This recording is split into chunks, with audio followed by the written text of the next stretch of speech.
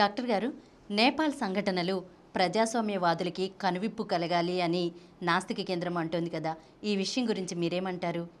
నిజమేనమ్మా. నేపాల్లో ఇటీవల జరిగినటువంటి సంఘటనలు చూసినట్లయితే ప్రజాస్వామ్యవాదులకి కనిపి మన భారతదేశంలో తప్పకుండా కనాలి. మొట్టమొదట అక్కడ నేపాల్లో మొదటి యువత ఎందుకు తిరుగుబాటు మొదలెట్టారంటే ఈ సోషల్ మీడియా మీద వాళ్ళు ఒక రకం నిర్బంధం పెట్టారు.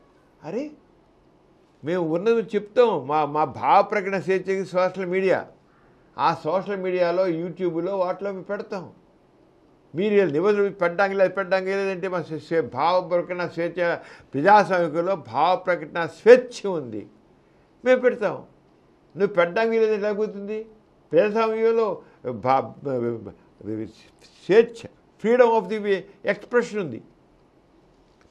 ఫ్రీడమ్ ఆఫ్ ఎక్స్ప్రెషన్ లేకపోతే ప్రజాస్వామ్యం ఎలా అవుతుంది?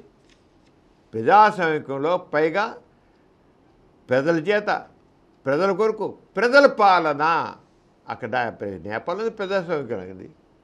మరి ప్రజల చేత, ప్రజల కొరకు, ప్రజల పాలనలో మరి అసలు ఈ ప్రజలు మేము మాకు ఏ రకమైన ఇది భాగస్వామ్యం లేకుండా చేసి మా భావాలు చెప్పడానికి అవకాశం లేకుండా చేసి ఎలా అని మొదలెట్టారు. ఒక్కరోజు 2 రోజులకు చేసాం, ఎంతలో వాళ్ళు అణిచివేత మొదలెట్టేశారు.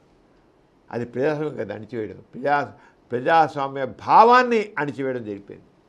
అణిచివేస్తే చివరికి వెంటనే ఎలా రియాక్ట్ అయింది యువత, పార్టీలు కాదు, యువత రియాక్ట్ అయ్యి అది ఎలా టర్న్ అయిపోయిందంటే వైలెంట్గా టర్న్ అయిపోయి పార్లమెంట్కి నిప్పెట్టారు. తర్వాత అక్కడున్న ప్రైమ్ మినిస్టర్ ఇంటికి నిప్పెట్టారు, అక్కడ మంత్రుల ఇంటికి నిప్పెట్టారు, చివరికి మాజీ ప్రధాని ఇంటికి నిప్పెట్టారు. మాజీ ప్రధాని ఇంటికి నిప్పెడితే ఆ నిప్పులో ఆ మాజీ ప్రధాని భార్య కాలు చచ్చిపోయింది. అంటే ప్రజాస్వామ్యంలో వాళ్ళకి ఎంత కసి, ఆ అణచివేతకి వాళ్ళలో ఎంత కసి పుట్టినాడు. చెయ్యి మనుషులు మనకొద్దు, వీళ్ళు పాలకుల, వీళ్ళు మన మనుషులా, వీళ్ళే ఇదా అనిపించేసి వాళ్ళు చేసి మంత్రులకు నిప్పులు పెట్టారు, ప్రభుత్వ కార్యాలకు నిప్పెట్టారు, పోలీస్ స్టేషన్ నిప్పెట్టారు. ఎంత ఫైరింగ్ జరిగింది, ఎంతమంది యువకులు చచ్చిపోయారు, రత్నాలు లాంటి యువకులు చచ్చిపోయారు ఫైరింగ్లో.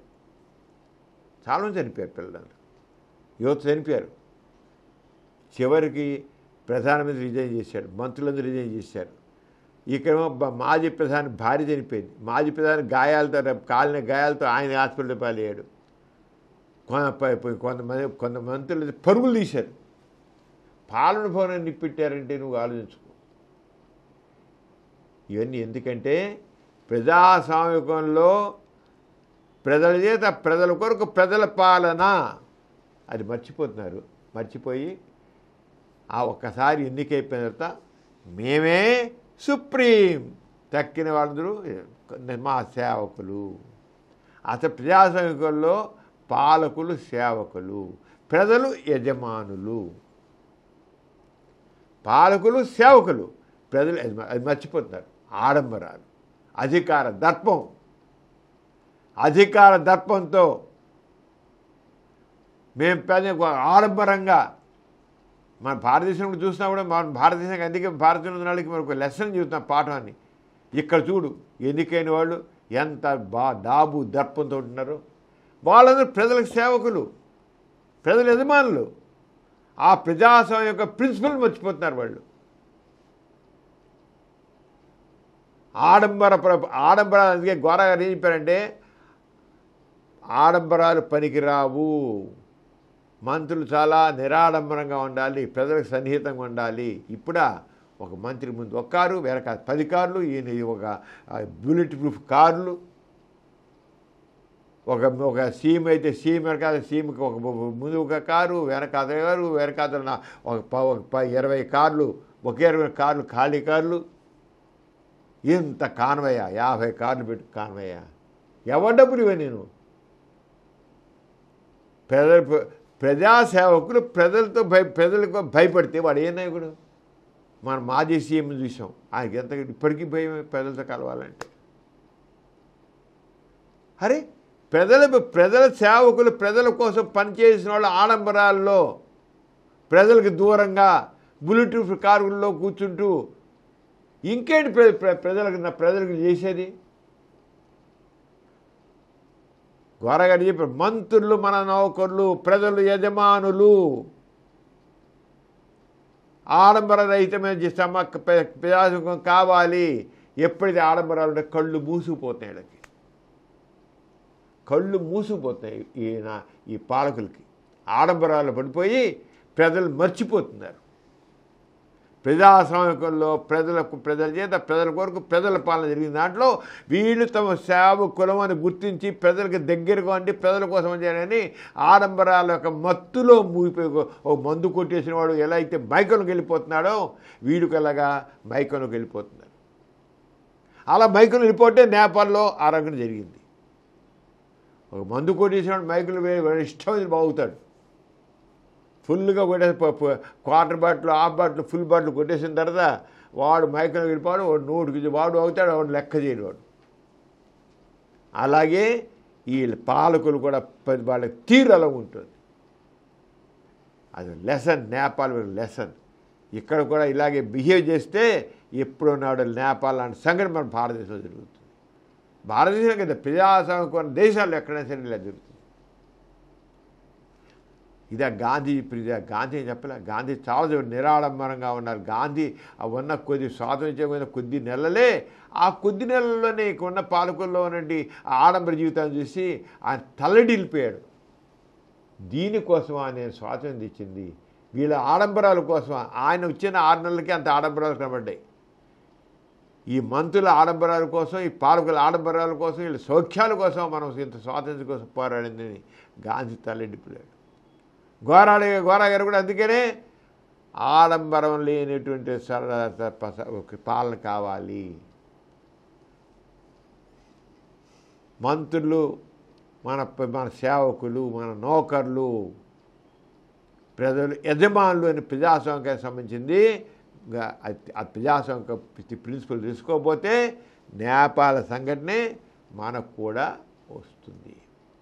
ప్రజలకి దగ్గరగా ఉండాలి, ప్రజల సమస్యలను స్పందించాలి, ప్రజల కోసం పనిచేయాలి. ప్రజల కోసం వీళ్ళు ఎన్నుకోవడం జరిగింది. వాళ్ళ ఆడంబరాలు మునిగి తేలుతూ ప్రజలకు దూరంగా ఉండి ఏదో చేయమని కాదు. చేయలేదు బయట పొండి, చేయగలిగితేనే ఉండండి.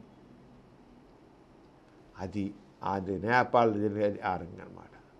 సోషల్ మీడియాలో నీకు వాళ్ళ భావ ప్రకటన స్వేచ్ఛ లేకుండా అణిచిపడినది చెప్తే ఇస్తారు. ఫ్రీడమ్ ఆఫ్ ఎక్స్ప్రెషన్ ఉంది, ఫ్రీడమ్ ఆఫ్ స్పీచ్ ఉంది. అది ఉండాలి. ప్రజాస్వామ్యం లేకపోతే ప్రజాస్వామ్యం వన్ సైడ్ అయిపోతుంది. ప్రజల వాణి వినాలి, ప్రజల స్పందన పట్టించుకోవాలి. అప్పుడే ప్రజాస్వామ్యం లేకపోతే ఇదే జరుగుతుంది. అందులో ఒకసారి ప్రజాస్వామ్యమైన చైతన్యం ప్రజల్లో వస్తే పాలకులు నియంత్రణగా మారితే ప్రజలు ఊరుకోరు. అది గుర్తించండి. ఏ దేశంలోనైనా ప్రజాస్వామ్యం ఊపిరి పోసుకున్నట్లయితే ఆ ప్రజాస్వామ్యాన్ని పాలకులు కూనీ చేస్తుంటే ఊపిరి పోసుకున్న దేశంలో ప్రజలు ఈ రంగాన్ని నేపాల్లో లాగానే చేస్తారు. ప్రజాస్వామ్య యొక్క శ్వాస తీసుకున్న ప్రజలు మాత్రం ఎట్టి పరిస్థితుల్లో కూడా నియంతృత్వాన్ని వాళ్ళు సహించరు. మొదటి నియంతృత్వంలో ఉంటే వాళ్ళు బానిస భావంలో అలాగే ఉంటారు. కానీ ఒకసారి ప్రజాస్వామ్యమైన దాన్ని ఆ రుచిని చూస్తే మాత్రం, పాలకులు ఒకవేళ నియంతృత్వ ధోరణిలో వెళితే మాత్రం ప్రజలు ఊరుకోరు అని తెలుసుకోవాలి. పాలకులు మేము మా ఇష్టం పాలిస్తాం, వాళ్ళని అడిచేస్తాం అంటే నేపాలే. పార్లమెంట్ హౌస్కి నిప్పెట్టారు, సుప్రీంకోర్టుకి నిప్పెట్టారు, ప్రధాని ఇంటికి నిప్పెట్టారు. ఎందుకని ప్రజలు ఈ రకం నియంత్రిత పోకల్ని భరించలేకపోయారు. ఎందుకు భరించలేకపోయారు? ఏ దేశంలో అయితే ప్రజలు ప్రజాస్వామ్యాన్ని రుచి చూశారో ఆ ప్రజాస్వామ్యం కోసం వాళ్ళు బలైన అవుతారు కానీ మళ్ళీ బానిసలుగా ఉండడానికి వాళ్ళు ఇష్టపడరు.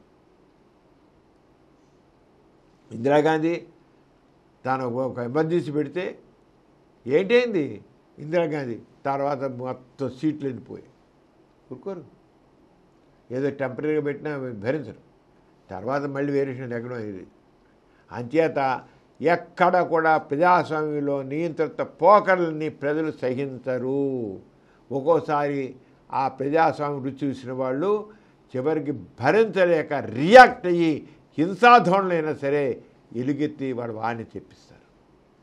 అది నేపాల్ ప్రజలు నేర్చుకోవాలి. అన్ని ప్రజాస్వామ్య భారతదేశమే కాదు, అన్ని ప్రజాస్వామ్య దేశాలలోని వాళ్ళు కూడా ప్రజాస్వామ్యవాదులందరూ కూడా దీన్ని తెలుసుకోవాలి.